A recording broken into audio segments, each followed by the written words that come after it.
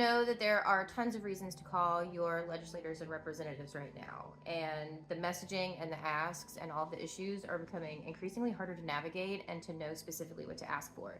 Now, the fact that that's specifically by design aside, if you care about archaeology and historic preservation in the United States, there is yet another reason to give your representatives a call. Public funding made available through the Historic Preservation Fund that funds state and tribal historic preservation offices is being severely delayed. I can add some links to some posts that can tell you exactly who you need to call and exactly what you need to ask for.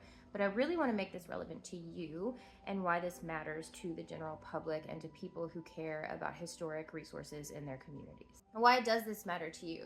There is a common misconception that regulations exist to kind of be an obstacle to private enterprise or private business. Realistically, the regulation that's being put in a chokehold by the lack of distribution of this funding that's already been appropriated is the National Historic Preservation Act. What that does is it actually regulates the federal government to the benefit of the public and the people.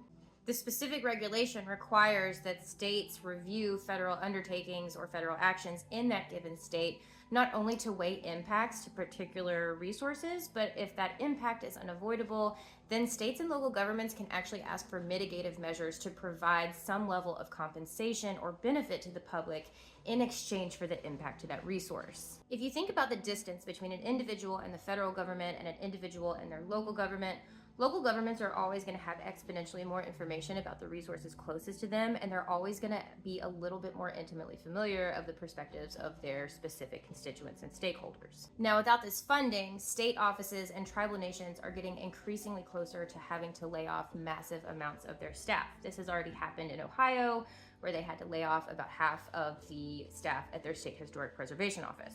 Now, does cutting the services of local review actually save the taxpayer money? No, it doesn't, because this isn't funded directly from the taxpayer.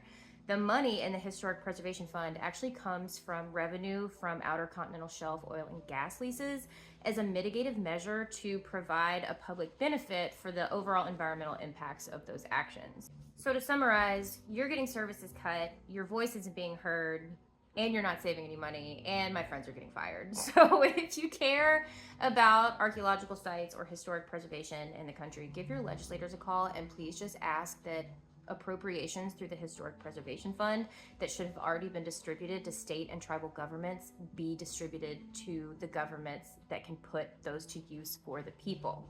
And lastly, there are a lot of changes to our cultural resource policy and practice happening right now. And I know from having worked in this field for over a decade now that people care. People like archaeology. They like historic preservation. They want these things to happen. And if you have any questions about how this can impact your community resources, please feel free to comment and ask, and I will do my best to answer.